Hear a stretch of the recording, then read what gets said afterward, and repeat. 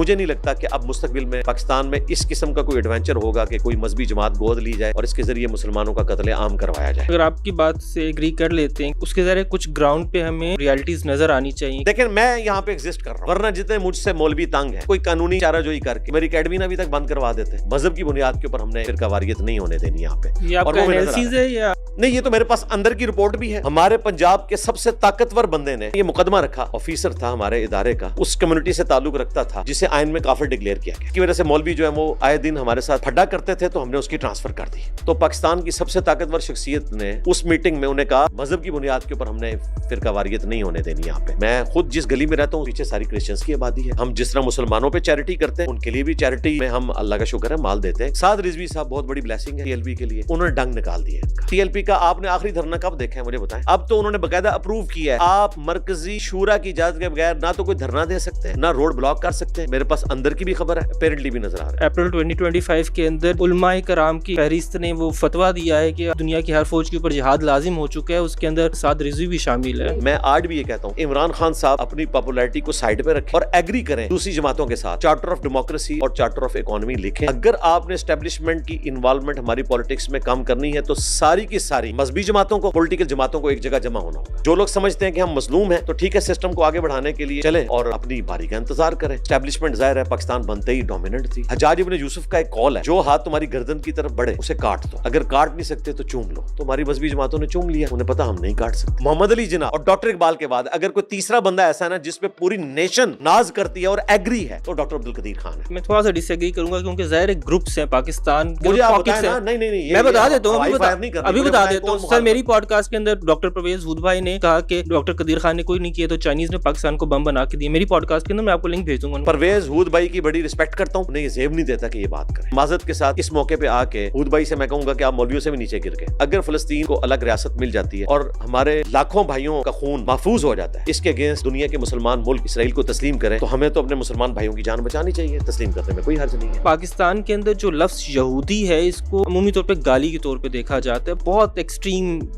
Sentiments ہوتے ہیں لوگوں کو اس لفظ کو لے کر. گالی کیوں بنا دیا گیا اس لفظ کو؟ صلاح الدین ایوبی کو فائنانس کس نے کیا تھا کرسچنز کے خلاف؟ سرکار یہ کیمرہ آپ کا اگر بوجھ اٹھا سکتا ہے نا, صلاح الدین ایوبی کو فائنانس یہودیوں نے کیا تھا. تو صلاح الدین ایوبی تو آج ہمارا ہیرو ہے, اس نے تو یہودیوں سے مدد لی ہوئی ہے. محسن داور صاحب آئے ہوئے تھے ہماری پوڈ کاسٹ میں, انہوں نے کہا کہ پاکستان بنانے کی ضرورت نہیں تھی کیونکہ جتنے مسلمان یہاں پر آئے اس سے زیادہ تو ہم ہندوستان میں چھوڑ کر آ گئے. آج کی ڈیٹ میں جو ہندوستان میں مسلمانوں کی صورتحال ہے اس کو دیکھ کے تو میرا خیال اب یہ سوال اٹھانا ہی نہیں چاہیے. یہ تو 2000 کے بعد کا فینومنا ہے, پہلے تو کافی سیکولر مائنڈ سیٹ نظر آتا ہے آپ کو 47 آن ورڈ. میرے بھائی اگر 47 کے وقت یہ صورتحال نہیں تھی تو مہاتما گاندھی کو کسی مسلمان نے قتل کیا, ایک ہندو نے قتل کیا نا, اور اس کا تعلق ہندوتوا سے تھا کہ انڈیا ڈیوائڈ کیوں ہو گیا. جنہوں نے کیسا انویژن کیا تھا پاکستان کو the way it is right now, میرا نہیں خیال اس طرح کا پاکستان وہ چاہتے ہوں گے. تو پھر انہوں نے کیا چاہتے ہیں آپ بھی بولے نا کچھ. کہیں نہ کہیں مجھے کنفیوژن نظر آتی ہے. کیا اسلام کی تجربہ کا بنانا چاہتے تھے, ایک سیکولر پاکستان بنانا چاہتے تھے, کیا یہ ایک برٹش پروجیکٹ تھا جو کہ باچا خان کہتے ہیں؟ اتنا مشکل سوال ہے, میں نے اس کا جواب دیا تو پھر ہنگامہ کھڑا ہو جائے گا. میں ہنگامے کے ڈر کی وجہ سے جواب دینے سے پیچھے نہیں ہٹوں گا چونکہ آپ نے اس کو ٹاپک بنایا. دیکھیں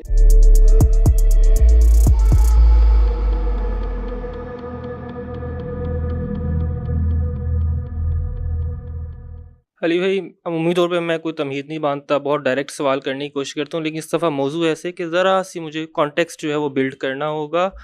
محسن داور صاحب آئے ہوئے تھے ہماری پوڈ کاسٹ میں بھی پبلش ہوئی ہے ریسنٹلی, اور انہوں نے کہا کہ پاکستان بنانے کی ضرورت نہیں تھی کیونکہ جتنے مسلمان یہاں پر آئے اس سے زیادہ تو ہم ہندوستان میں چھوڑ کر آ گئے. اور اس کے علاوہ میں اپنے ارد گرد بھی نوجوانوں کو دیکھتا ہوں, وہ کلاڈ سے, جیمینائی سے, چیٹ GPT سے, گراک سے نا اس طرح کے سوالات پوچھ رہے ہوتے ہیں کہ پاکستان بنانے کی ضرورت کیوں تھی. پھر ظاہر ایک تاریخ بھی ہمیں نظر آتی ہے, اکبر کے دور کے اندر بھی آپ کو نظر آتا ہے کہ ان کے کیبنٹ کے اندر ہندو بھی موجود ہیں, سکھ بھی موجود ہیں, شیواجی مہاراج ہو کے رنجیت سنگھ. ایک آپ کو 1857 تک کم از کم جو ہے مذہبی ہم آہنگی نظر آتی ہے. 1857 کی جنگ آزادی ہے, اس کے اندر بھی ہمیں نظر آتا ہے کہ مل کر جنگ لڑتے ہیں. پھر کیا ضرورت تھی کہ 47 کے اندر جو ہے ڈیوائڈ کیا جاتا ہندوستان کو؟ لا حول ولا قوة الا باللہ. اللہم صلی علی محمد وعلی آل محمد. رب اشرح لی صدری ویسر لی امری واحلل عقدۃ من لسانی یفقہوا قولی. واحد بھائی, آپ کو ہماری اکیڈمی میں ویلکم ہے. آج کی صورتحال میں تو بڑی آسانی کے ساتھ ہم ماضی میں جا کے دیکھ سکتے ہیں پاکستان بننے کے بعد کے حالات جو ہوئے، مسلمانوں کا جینا محال کیا ہے انہوں نے، یہ ڈیسیژن کر سکتے ہیں کہ اس وقت جو پارٹیشن کا ڈیسیژن تھا وہ بالکل درست تھا، اور وہ ایک دن میں فیصلہ نہیں ہوا تھا۔ بانی پاکستان محمد علی جناح رحمہ اللہ تعالی سب سے زیادہ حامی تھے ہندو مسلم اتحاد کے۔ انیشلی انہوں نے کانگریس ہی جوائن کی تھی، اس کے بعد ان کو آئیڈیا ہوا کہ کانگریس جس طرف اس پورے کے پورے معاملے کو لے کے جا رہی ہے، اس کے بعد مسلمانوں کے لیے یہاں پہ سروائیول مشکل ہو جائے گی۔ مسلمان اس وقت بھی مائنورٹی میں تھے، آج بھی اگر آپ کمبائنڈ کر لیں تب بھی مائنورٹی میں، میجورٹی میں اب بھی موجود نہیں ہے۔ آج کی ڈیٹ میں جو ہندوستان میں مسلمانوں کی صورتحال ہے اس کو دیکھ کے تو میرا خیال ہے اب یہ سوال اٹھانا ہی نہیں چاہیے۔ باقی جو چند ایک پوائنٹس اٹھاتے ہیں، اوور آل بگر پکچر میں چیزوں کو نہیں دیکھتے، تو پھر آپ کو چند ایک جگہوں پہ کچھ ڈرا بیکس بھی نظر آئیں گے، لیکن اوور آل دیکھا جائے تو اس وقت کم از کم 24 کروڑ عوام پاکستان کے وہ تو سکون کی زندگی گزار رہے ہیں نا، ایز کمپیئر ٹو 18-20 کروڑ عوام جو ہیں وہ انڈیا کے۔ یہ تو 2000 کے بعد کا فینومنا ہے، پچھلے 20-25 سال کا فینومنا ہے یہ جو ہندو فیشزم کا ہے۔ اس سے پہلے تو کافی سیکولر مائنڈ سیٹ نظر آتا ہے آپ کو 47 آن ورڈز، کانگریس کا وہاں کے آپ کے پریزیڈنٹس دیکھیں تو مسلمز آتے رہے ہیں، ان کی ملٹری کے اندر مسلمز رہے ہیں۔ یہ تو بہت مشکل ہے کہنا کہ 47 میں پتہ تھا کہ سن 2000 کے بعد بھارت کے اندر جو ہے اس طرح کے لوگ آ جائیں گے۔ اسپیشلی 57 کے بعد کا جو ٹائم ہے اس کے اندر آپ کو 3 گروپس نظر آتے ہیں جو جب ہم ڈیوائڈ کی طرف آ رہے ہیں، کہ میری جو انڈرسٹینڈنگ ہے کس وجہ سے ہم لوگ ڈیوائڈ کی طرف کیے، وہ یہ تھا کہ ایک طرف آپ کو مسلم آئسولیشنسٹ نظر آتے ہیں، مدرسہ بریلوی صاحب کا جو اسکول آف تھاٹ ہے کہ آپ جو ہے وہ لائلسٹ بھی ہیں لیکن آپ نے تعلیم بھی حاصل نہیں کرنی ہے گوروں کی، اور بس اپنے آپ کو ایک آئسولیشن کے اندر ہی رکھنا ہے۔ پھر آپ کو سر سید احمد خان نظر آتے ہیں، وہ ایجوکیشن کی بات کرتے ہیں۔ سیاستدان آپ کو نظر آتے ہیں، وہ بات کرتے ہیں فیوچر کے اندر پاکستان کے بننے کی، اور اس کے ساتھ ساتھ آپ کو ایک حد تک جو ہے وہ آرمڈ اسٹرگل بھی نظر آتی ہے، فقیر آف اے پی نظر آتے ہیں، پیر بگارہ نظر آتے ہیں۔ یہ سارے گروپس ایگزسٹ کر رہے تھے۔ کیا اس وقت سے ہی ڈیوائڈ موجود تھا جو کوئی پاکستان کے اندر 47 آنورڈز مختلف طبقات کے اندر ڈیوائڈ نظر آیا، کیونکہ اس کی بنیاد کے اندر وہ ڈیوائڈ موجود تھا؟ ڈیوائڈ موجود تھا۔ پچھلی بات کو میں مزید ریبٹل کروں، جو آپ نے کہا نا کہ 47 کے وقت یہ صورتحال نہیں تھی۔ میرے بھائی، اگر 47 کے وقت یہ صورتحال نہیں تھی تو مہاتما گاندھی کو کسی مسلمان نے قتل کیا ہے؟ ایک ہندو نے قتل کیا نا۔ کس بنیاد کے اوپر کیا ہے؟ کہ انڈیا ڈیوائڈ کیوں ہو گیا؟ اس بنیاد کے اوپر کیا، اور اس کا تعلق ہندوتوا سے تھا۔ آپ کیا سمجھتے ہیں یہ اچانک جو ہے وہ بی جے پی سامنے آ گئی ہے؟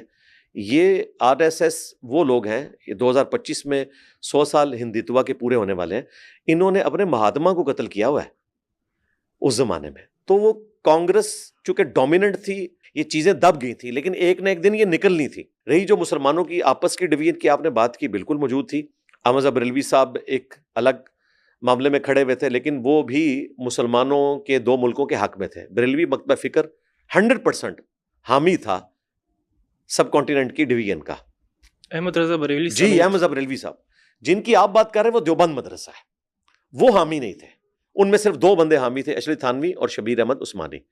اسی لیے آج بریلوی مکتبہ فکر کے لوگ جب کتابیں لکھتے ہیں نا، باقاعدہ ایک کتاب انہوں نے لکھی ہے مخالفین پاکستان، اور وہی چیز پبلک میں عام ہوئی ہوئی ہے۔ وہ ڈومیننٹ ہیں اپنی تعداد کے اعتبار سے، اور وہ بتاتے ہیں کہ دیوبند کہتے ہیں یہ مخالفین پاکستان ہے، انہوں نے پاکستان بننے کی مخالفت کی ہوئی ہے کانگریس نے، اور کانگریس تو آج بھی سیکولرزم کا نعرہ لگاتی ہے۔ تو بریلوی مکتبہ فکر جو سب سے بڑا مکتبہ فکر ہے، وہ تو اس کو کیش کرواتے ہیں۔ ایون مودودی صاحب کو اس کی وجہ سے گالیاں دیتے ہیں وہ، حالانکہ مودودی صاحب پاکستان بننے کے بعد پاکستان آ گئے تھے، اور انہوں نے پھر اس کو ایکسیپٹ کیا، اور پھر قرارداد مقاصد جب ہوئی تو مودودی صاحب نے یہ کہا کہ آج ریاست پاکستان نے کلمہ پڑھ لیا ہے۔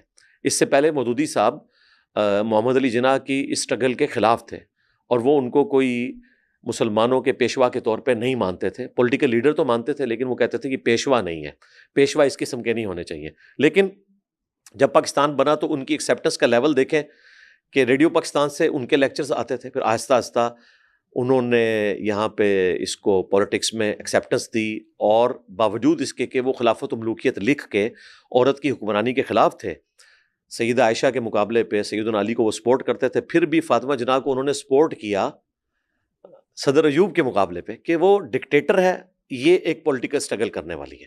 اسی طریقے سے اہل تشیع پاکستان بننے کے حق میں تھے اور سپورٹ کرنے والے تھے۔ محمد علی جناح کی خود بھی روٹس جو ہیں وہ شیعہ کے ساتھ میچ کرتی تھی، لیکن اہل سنت کو پسند کرتے تھے۔ ان کا جنازہ جس بندے نے پڑھایا وہ دیوبند مکتب سے تھے، شبیر احمد عثمانی صاحب رہ گئے. یہ جتنے پیر فقیر تھے جو گدیاں چلا رہے تھے وہ تو سارے محمد علی جناح کے ساتھ ہی تھے ویسے ہی, اور ان میں ڈومیننٹ جو پرسنالٹی تھی وہ پیر میر علی شاہ صاحب کی تھی. وہ تو 1937 میں فوت ہو گئے, اور ان سے پہلے 1921 میں احمد بریلوی صاحب فوت ہو گئے.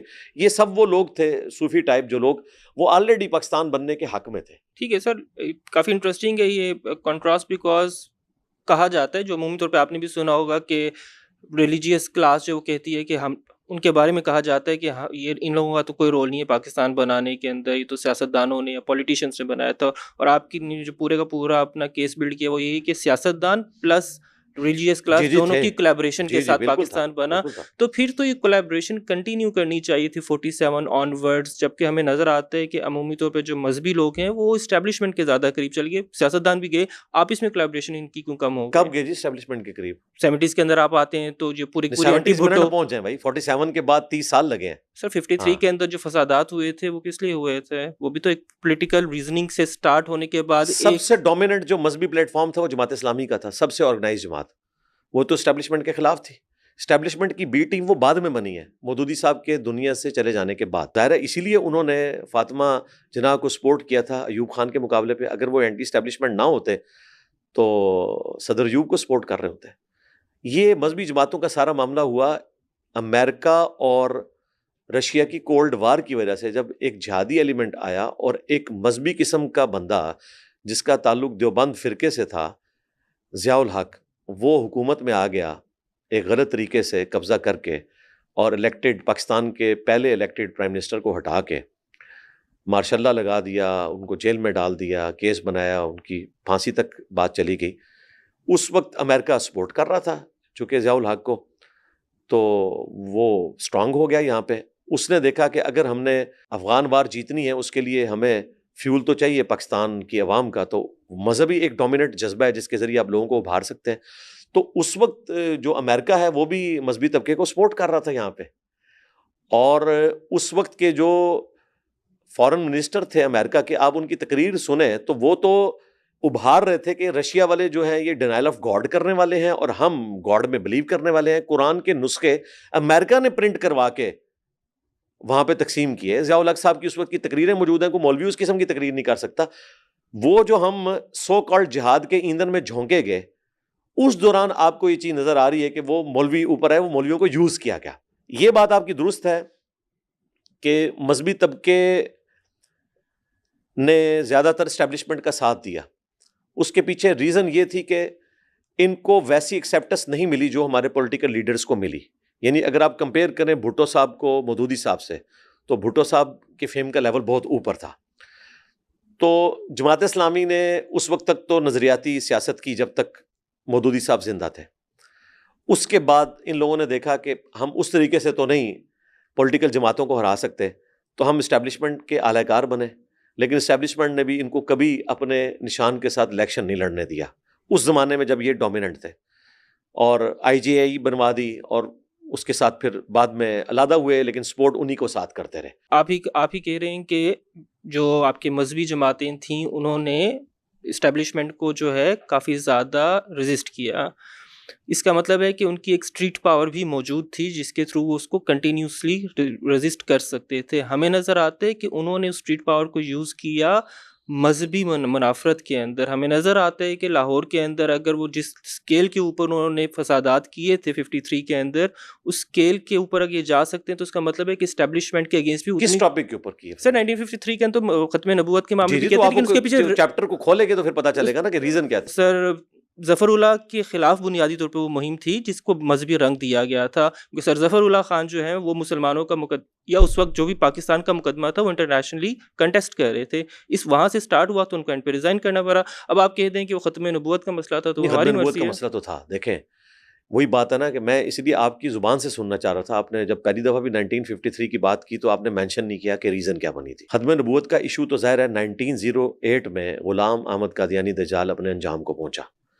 اس وقت سے لے کر پاکستان بننے تک, چونکہ ہم انگریزوں کے انڈر تھے, اس وقت بھی لوگوں نے مخالفت کی. کفر کے فتوے اسی وقت غلام احمد قادیانی کے اوپر آ چکے تھے, لیکن حکومت چونکہ انگریزوں کے پاس تھی تو ظاہر ہے کہ وہ تو ایک سیکولر گورنمنٹ تھی. جب پاکستان بنا تو اس کے بعد ظاہر ہے میجورٹی تو ظاہر ہے وہ تھی کہ جو ان کو کافر سمجھتے تھے، ہم بھی ان کو کافر سمجھتے ہیں، باقی ان کو بھی جینے کا حق ہے، وہ بھی اپنی عبادت گاہوں میں جائیں، ان کو بھی جابس ملنی چاہیے. ہمارا جو ان سے اختلاف ہے وہ ایک عقیدے کا اختلاف ہے، وہ رہے گا، وہ اپنی جگہ موجود ہے. تو اس وقت ہماری جو اسٹیبلشمنٹ تھی یا ہمارے جو پولیٹیکل لیڈرز تھے، انہوں نے کوشش کی کہ ان چیزوں کو کسی طریقے سے دبایا جائے، اس پوائنٹ آف ویو سے کہ یہ مسئلہ نہ اٹھایا جائے. ختم نبوت کا مسئلہ تو بہرحال ایک کریٹیکل مسئلہ تھا. جب ہم نے ایک الگ سے ملک حاصل کیا، اس ملک حاصل کرنے میں ان لوگوں کی کوئی کنٹریبیوشن نہیں ہے جو لوگ بعد میں 1974 کے اندر کافر قرار دیے گئے. ظاہر ہے پاکستان بنانے والے تو وہ لوگ نہیں تھے. پاکستان چند انڈیویجولز کا تو ظاہر ہے اپنا انڈیویجول رول دیکھیں، ہوگا. انڈیویجول میں دیکھا جائے تو میں ہٹلر کو بھی کریڈٹ دوں گا، اس کی وجہ سے گریٹ برٹن کمزور ہوئی نا. باقی ظاہر ہے ختم نبوت کا مسئلہ ایک بہت بڑا مسئلہ تھا. مسلمانوں نے ایک ملک حاصل کیا اور ظاہر مسلمانوں کے بنیادی عقائد میں عقید ختم نبوت شامل ہے. اور پھر ہم جہاں سے ساری روشنی حاصل کرتے ہیں خلفائے راشدین کے دور حکومت سے، تو انہوں نے تو اس مسئلے کو اتنا سینسٹیو لیا ہے کہ مسلمہ کذاب کے خلاف باقاعدہ جنگ لڑی ہے سیدنا ابوبکر نے. تو شکر کریں کہ ہم نے پولیٹیکل سٹرگل کی ہے، ادروائز اگر اس لیگیسی کو دیکھا جاتا نا تو یہاں پہ تو گورنمنٹ لیول کے اوپر وہ کچھ ہونا چاہیے تھا جو حضرت ابوبکر صدیق نے کیا. تو وہ فسادات اسپیسیفکلی ختم نبوت کے مسئلے کی وجہ سے ہوئے تھے. وہ کوئی وہ والی مذہبی جنگ نہیں تھی کہ جو آپ اس کو مذہبی جنگ بنا کے پیش کریں. جو بنیادی وجہ تھی نا میرا سوال کرنے کی، وہ یہ نہیں تھی کہ صحیح یا غلط کے اوپر، اس کا مقصد یہ تھا کہ کیپیسٹی تھی مذہبی جماعتوں کے اندر کہ وہ اگر چاہتے تو بہت میسو اسکیل پہ پروٹیسٹ کر سکتے ہیں. یہ کیپیسٹی آپ کے پاس ہے 53 کے اندر، تو کیوں اس کے بعد لگاتار پاکستان کے اندر یہ جو پولیٹیکل سرکس چلتا رہا ہے، اس کے بعد ڈکٹیٹرشپ آتی رہی، اتنی پاورفل اسٹرگل آپ کر سکتے ہو تو کیپیسٹی اپنے بعد میں ان مذہبی جماعتوں نے ان لوگوں کے خلاف کیوں نہیں دکھائی، ایوب کے خلاف کیوں نہیں دکھائی، یا وہ جو پوری کی پوری ایک لسٹ دکھائی نا، لیکن ظاہر ہے کہ وہ ڈومیننٹ تھے نا. اسٹیبلشمنٹ ظاہر ہے پاکستان بنتے ہی ڈومیننٹ تھی. جنرل گریسی نے محمد علی جناح کی بات نہیں مانی تھی، باقیوں کی کیا اوقات ہے مجھے بتائیں. تو وقت کے ساتھ ساتھ مضبوط ہو گئے. اصل جو کینسر آپ کو لگا ہے وہ ماشاء اللہ ہے صدر ایوب کا. اس کے بعد سے فوج کو نظر آیا کہ ہم مضبوطی سے یہاں پہ معاملات چلا سکتے ہیں. تو حجاج ابن یوسف کا ایک قول ہے کہ جو ہاتھ تمہاری گردن کی طرف بڑھے اسے کاٹ دو، اگر کاٹ نہیں سکتے تو چوم لو. تو ہماری مذہبی جماعتوں نے چوم لیا، انہیں پتا ہم نہیں کاٹ سکتے. تو یہ وجہ تھی. بہرحال میں بھی سمجھتا ہوں کہ اگر وہ مذہبی جماعتیں اسٹریٹ پاور کے ذریعے کھڑی رہتی تو بھی شاید کوئی کامیابی حاصل نہ ہوتی، کیونکہ جس کے ہاتھ میں بندوق ہے نا وہ طاقتور ہے. پاکستان میں ان کی ڈومیننسی ہے، اس سے مزید فساد کھڑا ہونا تھا. میں پولیٹیکل سٹرگل میں بلیو کرتا ہوں. پولیٹیکل سٹرگل ہونی چاہیے تھی، بجائے یہ کہ مذہبی جماعتیں اسٹیبلشمنٹ کا اعلی کار بن کے نواز شریف اور بے نظیر کی حکومت گراتے اور یہ آپس میں بھی ایک دوسرے کی حکومتیں گراتے. اس وقت charter of democracy, charter of economy لکھا جاتا تو ملک کی صورتحال آج ایسی نہ ہوتی. میں آج بھی یہ کہتا ہوں کہ عمران خان صاحب اپنی پاپولیرٹی کو سائڈ پہ رکھیں اور ایگری کریں دوسری جماعتوں کے ساتھ، چارٹر آف ڈیموکریسی اور چارٹر آف اکانومی لکھیں. اگر آپ نے اسٹیبلشمنٹ کی انوالومنٹ ہماری پالیٹکس میں کم کرنی ہے تو ساری کی ساری مذہبی جماعتوں کو، پولیٹیکل جماعتوں کو ایک جگہ جمع ہونا ہوگا. اگر یہ ساری ایک جگہ جمع نہیں ہوں گی اور ڈومیننٹ ان میں سے کوئی ایسی جماعت ہے جو جا کے اسٹیبلشمنٹ کی بی ٹیم بن جائے گی، تو پھر یہ دوبارہ سے یہ سرکل اس طریقے سے چلتا رہے گا. تو اس وقت جو لوگ سمجھتے ہیں کہ ہم مظلوم ہیں، تو ٹھیک ہے، سسٹم کو آگے بڑھانے کے لیے سسٹم کے ساتھ چلیں اور اپنی باری کا انتظار کریں. یہ ایک دن میں مسئلہ حل ہونے والا نہیں ہے. سر چونکہ آپ نے حجاج بن یوسف کا ذکر کر دی ہے، اس وجہ سے ہم لوگوں نے جو text book version of Pakistan history دیکھا، اس میں لکھا ہوا ہے ایک جگہ پہ کہ 712 کے اندر محمد بن قاسم پہلا پاکستانی تھا. پھر ظاہر ہے جب ہم لوگوں نے بعد میں ڈیٹیل میں ہسٹری دیکھی تو ہمیں نظر آیا 3 ورژن ہے. آپ بتا سکتے ہیں کون سا صحیح ورژن؟ ایک ہے کہ ہاں وہ قذاق تھے، حملے کرتے تھے، اس وجہ سے جو ہے طاہر کی خلاف وہ جہاد کرنے کے لیے آئے تھے. دوسرا ورژن ہے کہ سادات کو قتل کرنے کے لیے آئے تھے. تیسرا ورژن ہے کہ ایک امیر ملک تھا ہندوستان، اس پہ قبضہ کرنے کے لیے آئے تھے. آپ کس ورژن کے ساتھ ایگری کرتے ہیں؟ سادات والا ورژن جو ہے وہ اسٹرانگ ہے. جو آپ نے کہا نا کہ سونے کی چڑیا تھی سب کانٹیننٹ، یہ والا ورژن بعد میں اپلائی ہوتا ہے محمود غزنوی اور باقی لوگوں کے اوپر. ایون ہمارے آباء و اجداد کے اوپر. میں مغل خاندان سے تعلق رکھتا ہوں، تو ظہیر الدین بابر کو اسلام کی خدمت کرنے تو نہیں آیا تھا، مسلمانوں سے حکومت اس نے چھینی، وہ خود بھی مسلمان تھا. لیکن جو محمد بن قاسم والا جو فیکٹر ہے وہ ظاہر اسلام کے ساتھ اس کا لینا دینا نہیں تھا، وہ سادات کے ساتھ ہی تھا. وہ پہلے پاکستانی تھے. نہیں پاکستانی کہاں سے بھائی، وہ عربی تھے. اور دیکھیں ان کے ساتھ خود کیا ہوئی ہے، پیچھے خلافت چینج ہوگی نا. پہلے ولید بن عبد الملک جو ہے وہ خلیفہ تھا، اس نے حجاج ابن یوسف کو گورنر لگایا ہوا تھا حجاز کا، بلکہ اس کے والد عبد الملک بن مروان نے لگایا ہوا تھا، وہ اچانک مر گیا اور سلمان بن عبد الملک جو ہے وہ خلیفہ بنا. اس نے حجاج ابن یوسف کو بھی زندان میں ڈلوا دیا اور اس کے جتنے چاہنے والے تھے سب کو زندان میں ڈلوایا، اور اس ظلم کا خاتمہ ہوا. اور بعد میں پھر عمر بن عبدالعزیز ان کے بعد خلیفہ بنے، انہوں نے تو پھر بنو امیہ کی ساری چیزوں کو ریورس کر دیا. 45-46 میں اب ہم دیکھتے ہیں، اگر آپ ہوتے اس وقت اور آپ کے سامنے آئیڈیا آف پاکستان ہوتا، تو آپ کے خیال سے جنہوں نے کیسا انویژن کیا تھا پاکستان کو the way it is right now? میرا نہیں خیال اس طرح کا پاکستان وہ چاہتے ہوں گے، تو پھر انہوں نے کیا کیا پاکستان. چاہتے ہیں آپ بھی بولیں نا کچھ، میں تو پھر اچھا، میرے خیال سے جو ہے وہ ایک طرف ہمیں نظر آتا ہے کہ 11 اگست کی اسپیچ ہے، بہت زیادہ سیکولر طبقہ پاکستان کے اندر اس کو کوٹ کرتا ہے.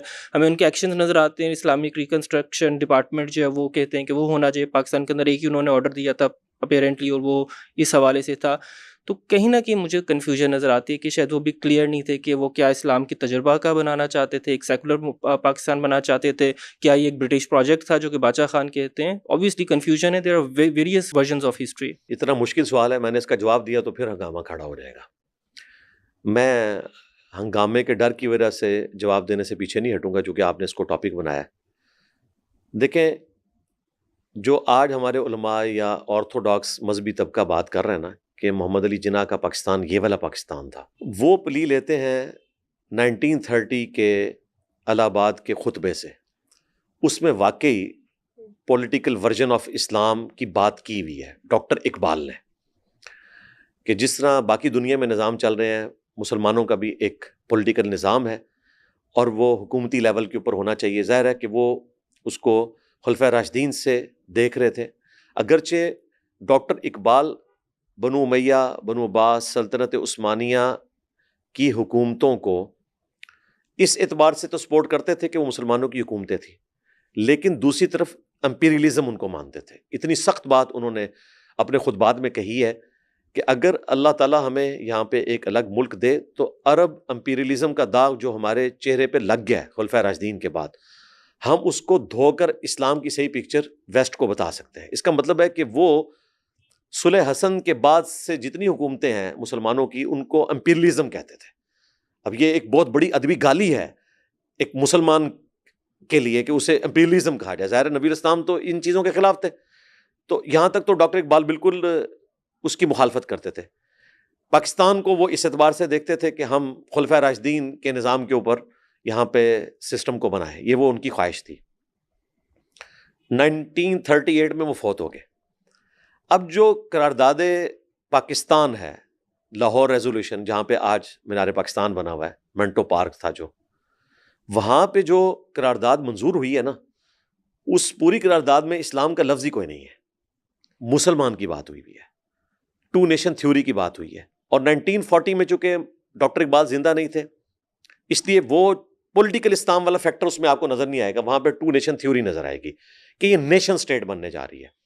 لیکن یہ بھی حقیقت ہے کہ چونکہ مسلم جو نیشن ہے اس کی بنیاد اسلام کے اوپر ہی ہوگی، اس سے تو ہٹ سکتے نہیں ہیں. لیکن پولیٹیکل اسلام کی بات اس پوری قرارداد میں نہیں ہوئی بھی. اور یہ قرارداد بھی 3 دن تک یہ جلسہ ہوتا رہا تھا، 22، 23 اور 24 مارچ کو. بعد میں 23 مارچ اسے ڈکلیئر کیا گیا، ورنہ اس کو 24 مارچ ڈکلیئر کرنا چاہیے تھا.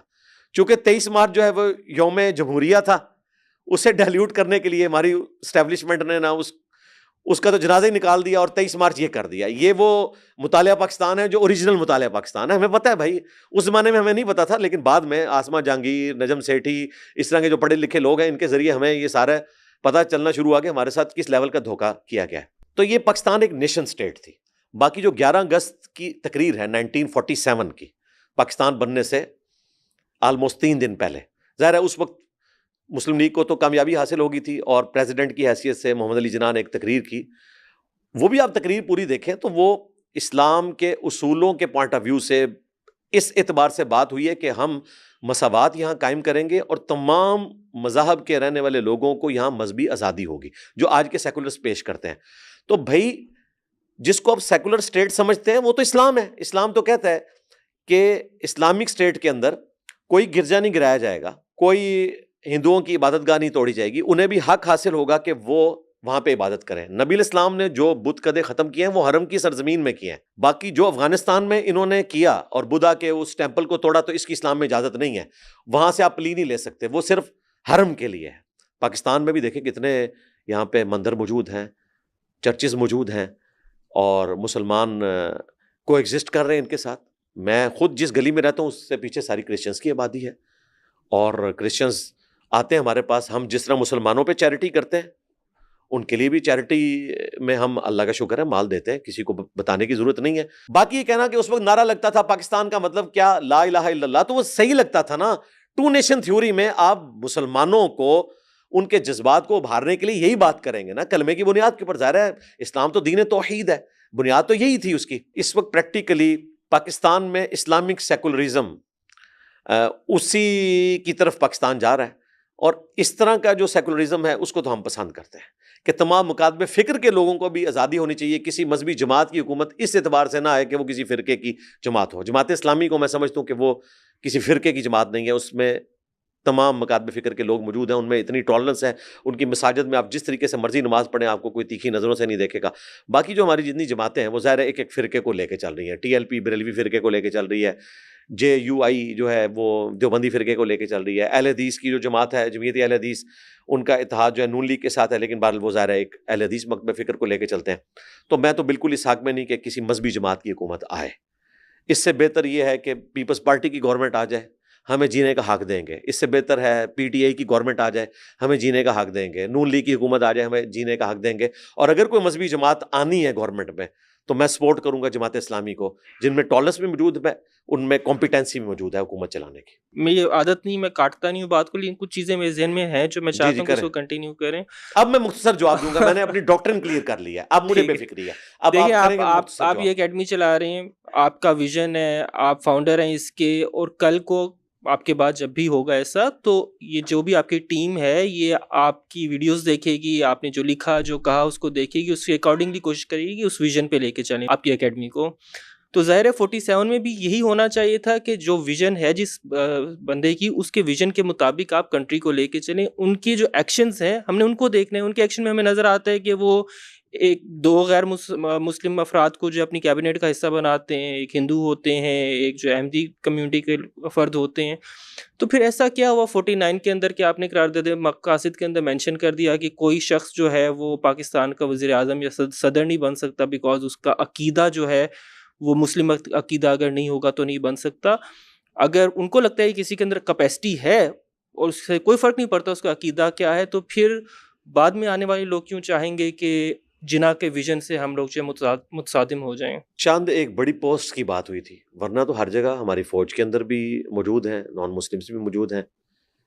بھگوان داس وہ قائم مقام چیف جسٹس بھی رہ چکے ہیں, تو وہ تو ہندو تھے.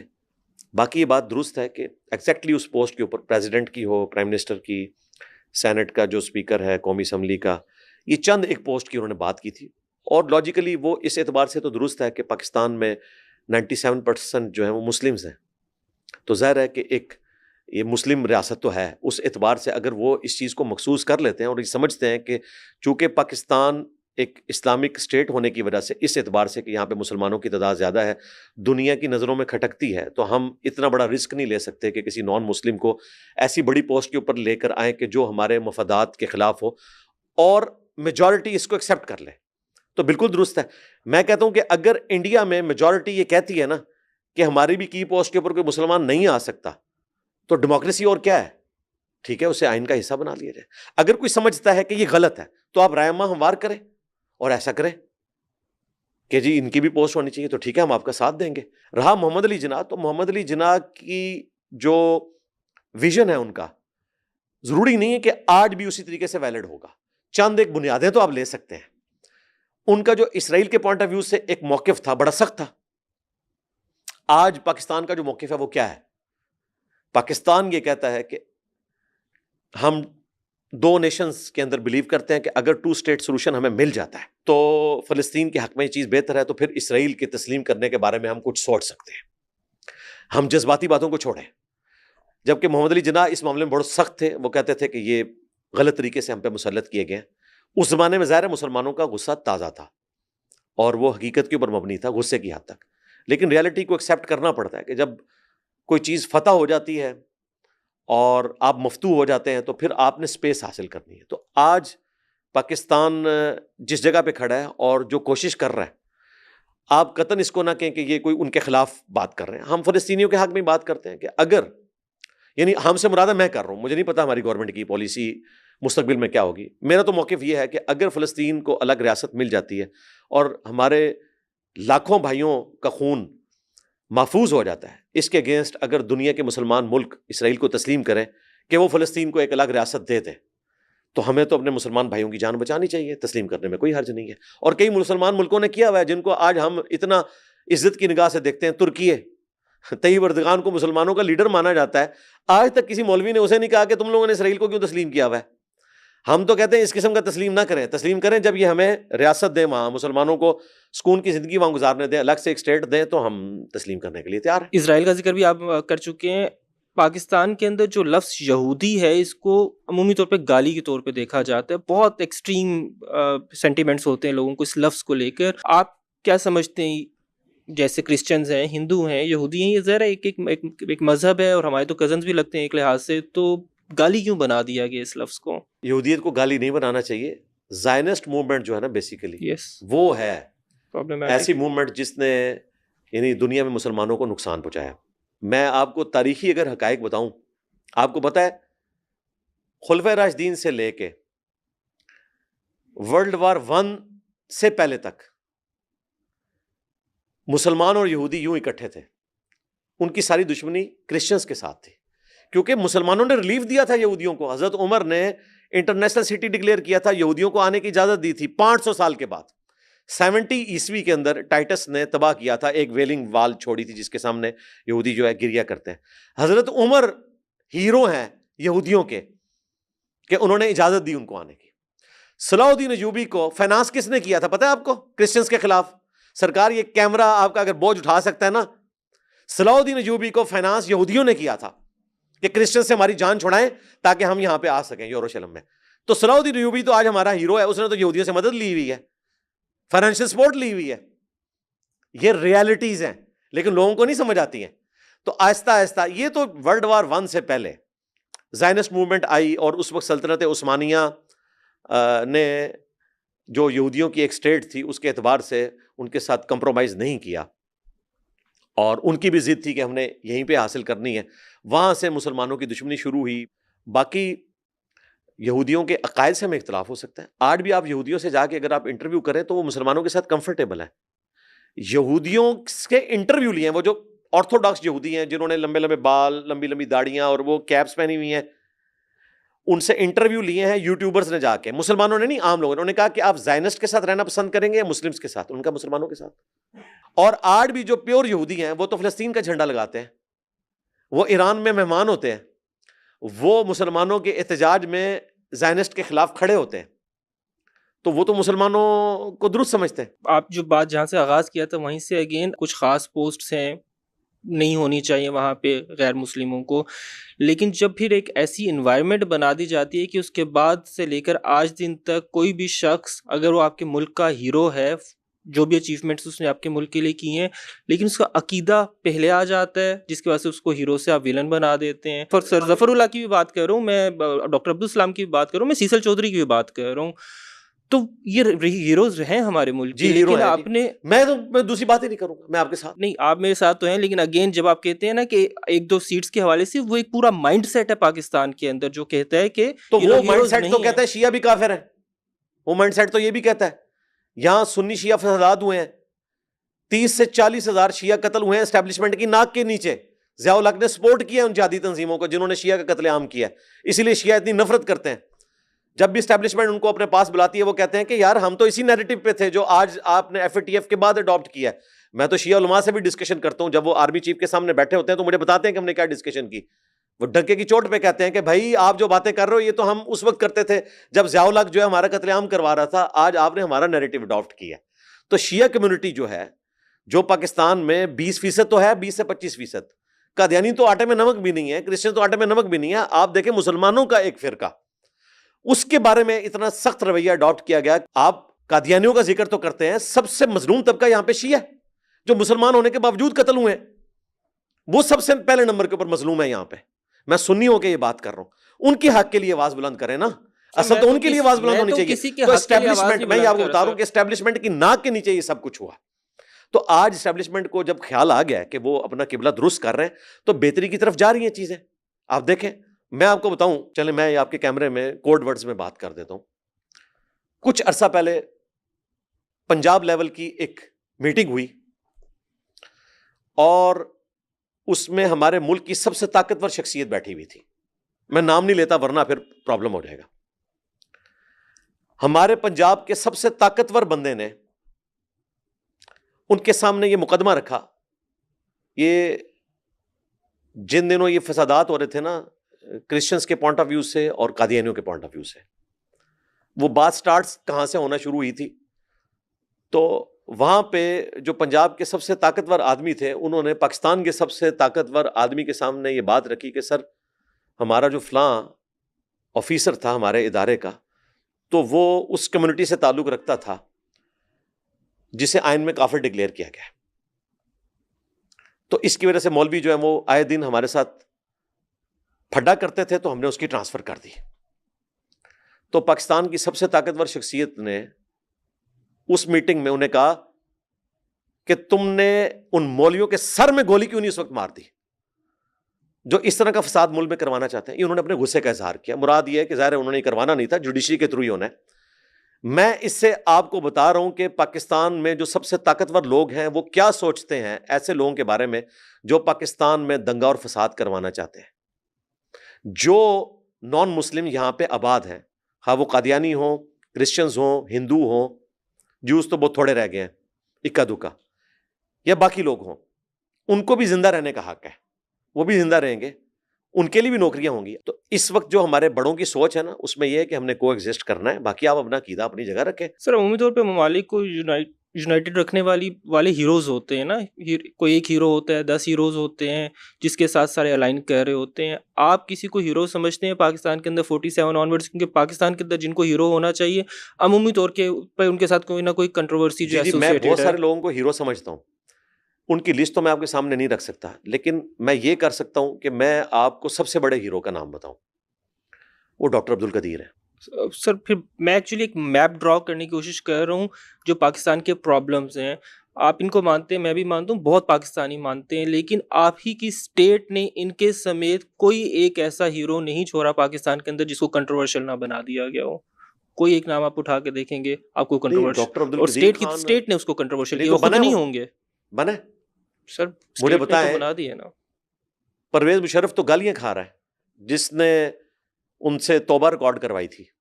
اسی وقت ڈاکٹر شاہد مسعود صاحب، جن سے میں سخت اختلاف رکھتا ہوں، اس کے باوجود ان کی دلیری کو سلام ہے کہ انہوں نے اس رات جو پروگرام کیا تھا وہ آج بھی آپ لگا کے دیکھیں تو آپ کی آنکھوں سے آنسو روا ہو جائے. جو انہوں نے پاکستان کی پوری تاریخ بتائی تھی کہ آپ نے ان لوگوں سے معافیاں نہیں منگوائی ہیں اور آپ نے اس بندے سے معافی منگوائی ہے. اسٹیٹ نے بنانے کی کوشش کی، لیکن اسٹیٹ نے ان کو سب سے بڑا پاکستان کا انعام بھی دیا، نشان امتیاز. جس طرح نشان حیدر ہے فوج میں، اس طرح نشان امتیاز ہے تو ان کو ملا، ڈاکٹر سمر صاحب کو ملا. اس کے بعد سب سے بڑی بات کہ وہ پاکستانیوں کے دلوں پہ راج کرتے ہیں. اس اعتبار سے تو کنٹروورشل نہیں بنے. آپ جتنے پولیٹیکل لیڈرز دیکھیں، بھٹو کو آپ دیکھیں تو ہمارے جیسے ڈیموکریٹک لوگ پسند کرتے ہیں نا، مذہبی طبقہ تو ان سے نفرت کرتا ہے. اسی طریقے سے نواز شریف صاحب کو دیکھیں تو باقی پارٹیوں سے نفرت کرتی ہیں. عمران خان صاحب کو دیکھیں تو جو مذہبی طبقہ ہے یا دوسری جماعتیں وہ ان سے نفرت کرتی ہیں. لیکن ڈاکٹر عبدالقدیر خان وہ ایک بندہ ہے، میں کہتا ہوں محمد علی جناح اور ڈاکٹر اقبال کے بعد اگر کوئی تیسرا بندہ ایسا ہے نا جس پہ پوری نیشن ناز کرتی ہے اور ایگری ہے باوجود اس کے کہ ہماری اسٹیٹ نے اس کے ساتھ زیادتی بھی کی ہو، تو ڈاکٹر عبدالقدیر خان ہے. سر میں تھوڑا سا ڈس ایگری کروں گا کیونکہ ظاہر گروپس ہیں پاکستان کو، آپ ایک نیشن کے پاکٹس ہیں. میں بتا دیتا ہوں، ابھی بتا دیتا ہوں. سر میری پوڈ کاسٹ کے اندر ڈاکٹر پرویز ہود بھائی نے، جن کو ماننے والے بھی اچھے خاصے، ان کی بھی اچھی خاصی فالوئنگ ہے، انہوں نے کہا کہ ڈاکٹر قدیر خان نے کوئی نہیں کیا تو چائنیز نے پاکستان کو بم بنا کے دیا. میری پوڈ کاسٹ کے اندر میں آپ کو لنک بھیج دوں گا. انہوں نے بنا کے دیا، ان کا کوئی کام نہیں ہے. ہود بھائی کی بڑی رسپیکٹ کرتا ہوں اور میں ان سے ایکسپیکٹ نہیں کر رہا تھا کہ وہ یہ بات کرتے ہیں. انہیں یہ زیب نہیں دیتا کہ یہ بات کریں. ان کا جو لیول ہے، ان کی جو ایتھکس ہے، وہ مولوی طبقے میں بھی اتنی ایتھکس موجود نہیں ہے. لیکن معذرت کے ساتھ اس موقع پہ آ کے ہود بھائی سے میں کہوں گا کہ آپ مولویوں سے بھی نیچے گر گئے. وانتم تعلمون. میں تو اس ادارے کے ساتھ وابستہ رہا ہوں، مجھے گراؤنڈ ریئلٹیز پتہ ہے. میں تو ان لیبس کے اندر بھی گیا ہوں, تو نان سینس بات ہے. چلے میں آپ کو, انہوں نے کہا کہ چائنیز کا میپ یار سپورٹ زیادہ بات ہے, میں نہیں چھوڑ جانتا دیں. چائنیز سے بھی پیچھے, آپ جرمنی کے پاس چلے جائیں. دنیا میں یہ ٹیکنالوجی کہاں سے آئی ہے؟ سب سے پہلے V2 راکٹ جرمنی نے بنایا تھا. جرمن سائنٹسٹ جو ہے وہ امریکہ نے لیے, 1.5 لاکھ بندہ انہوں نے مینہٹن پروجیکٹ کے اندر بھرتی کیا اور ایٹم بم بنا دیا, اور اس کا تجربہ پریکٹیکلی بھی کر کے انسانیت کو انہوں نے مارا. اس کے بعد جو ہے وہ کچھ سائنٹسٹ جو ہے وہ رشینز کے پاس چلے گئے, دوسرے نمبر پہ رشیا آیا, پھر چائنا آیا, پھر ظاہر انہی لوگوں سے لیا نا. تو یہ ٹیکنالوجی ٹرانسفر ضرور ہوئی ہے, لیکن مجھے بتائیں امام مسجد یا مفتی اعظم سعودی عرب کو اگر یہ ٹیکنالوجی ٹرانسفر کی جائے تو وہ کیا یہ بنا لے گا؟ وہ ڈاکٹر عبد القدیر ہی بنائے گا. یہ تو مطلب ان کو سوچنا چاہیے. پھر میں اگلی بات کروں گا, KRLs ایبریشن ہے.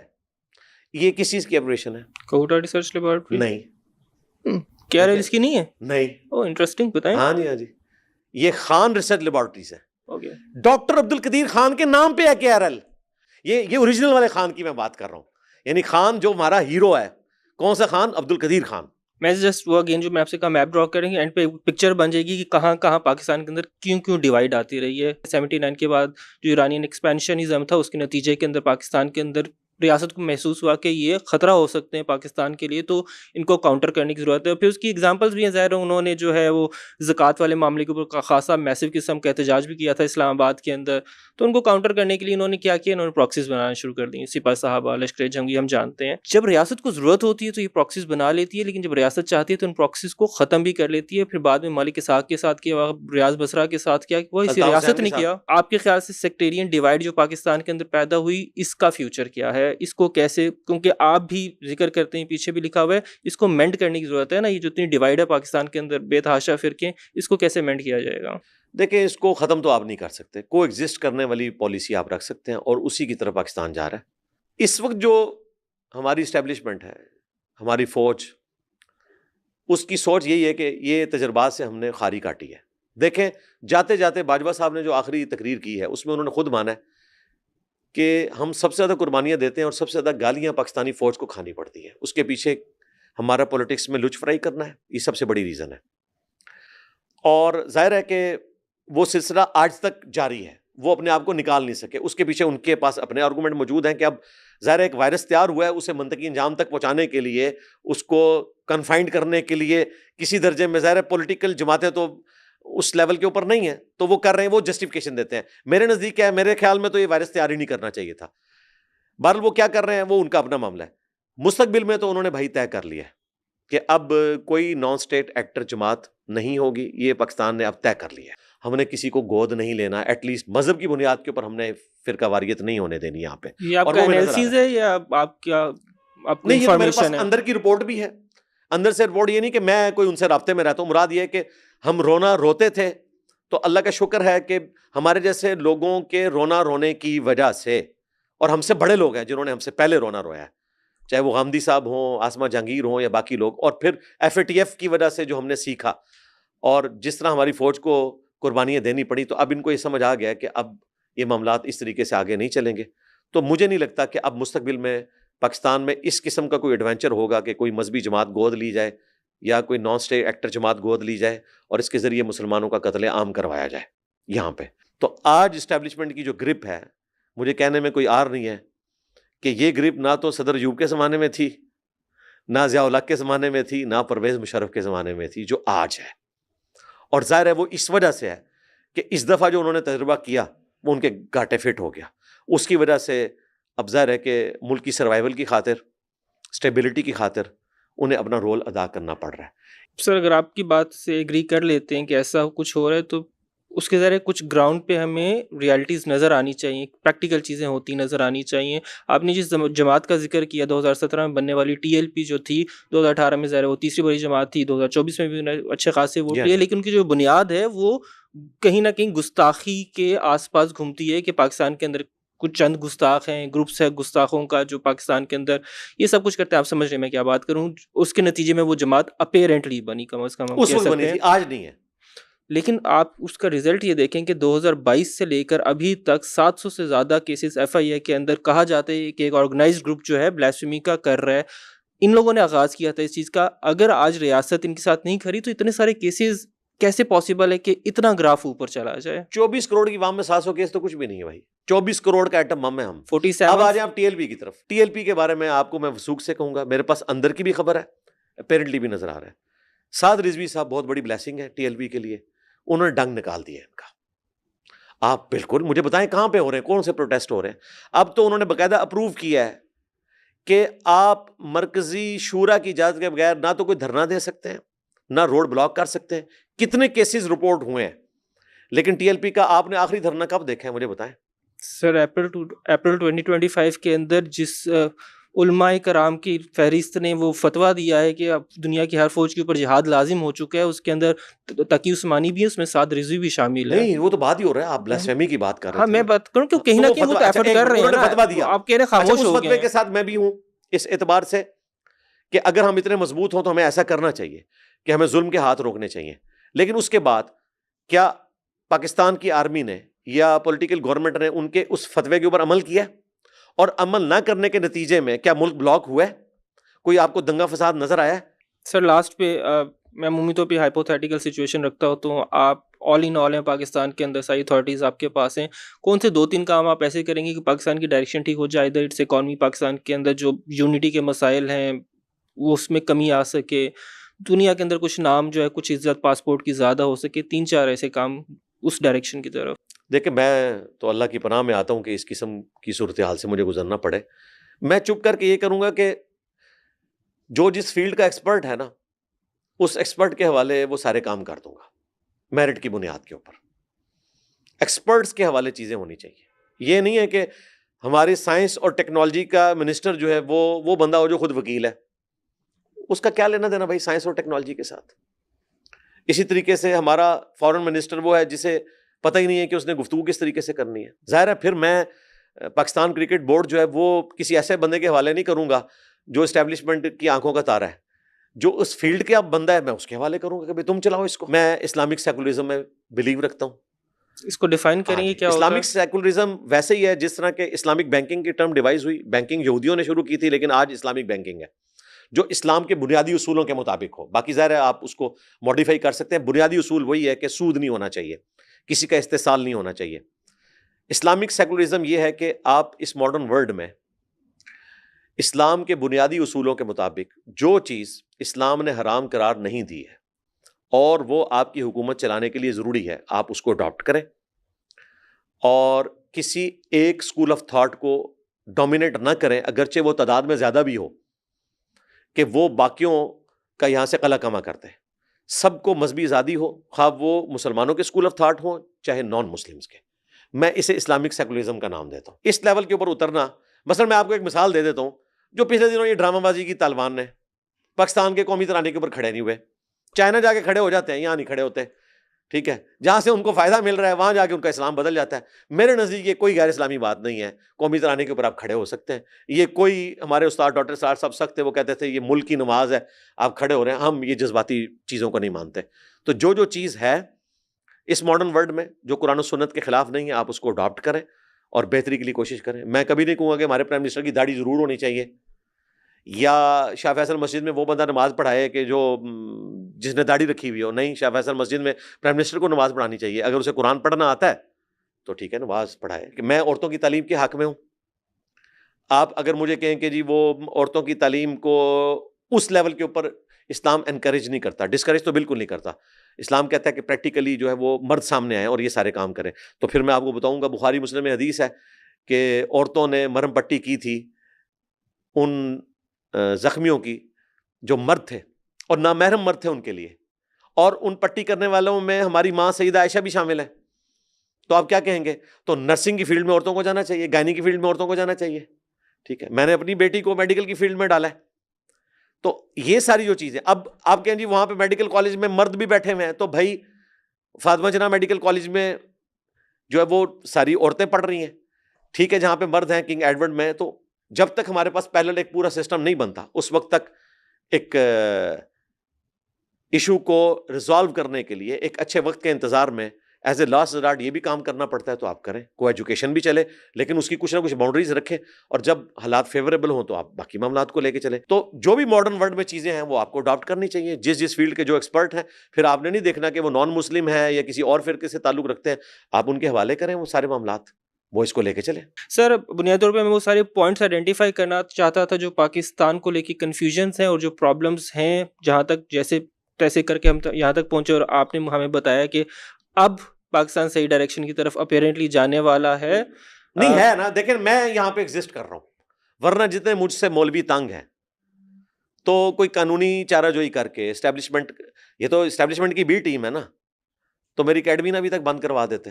اس کا مطلب ہے اسٹیبلشمنٹ کو بھی سمجھ آ گئی ہے کہ بھی سب کو رہنے کا حق ہے, اور اس طریقے سے اگر آپ ڈائلیکٹیکل مٹیریلزم ہوگا, دو مخالف متضاد چیزیں, یہ کارل مارکس نے تو بعد میں بات کی ہے, قرآن میں تو یہ چیز موجود ہے, ہمیشہ متضاد چیزیں ٹکرائیں گی, ان میں سے ایک پازیٹیو چیز نکلے گی, اور وہ نکلے گی.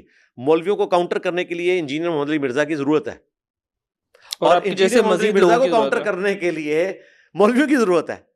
ٹھیک ہے, تو یہ اللہ تعالیٰ نے دونوں چیزیں رکھی ہوئی ہیں, اس میں سے ایک بہتری والا سولوشن نکلے گا, تو بہتری کی طرف ہم جا رہے ہیں انشاءاللہ. اس نقطے کے اوپر اتفاق کرتے ہیں کہ آپ کے اختلافات بھی جن لوگوں کے ساتھ ہیں ان کو اور آپ کو بہرحال کو ایگزسٹنس کے ساتھ رہنے کے ساتھ جو رہنے کی ضرورت ہے.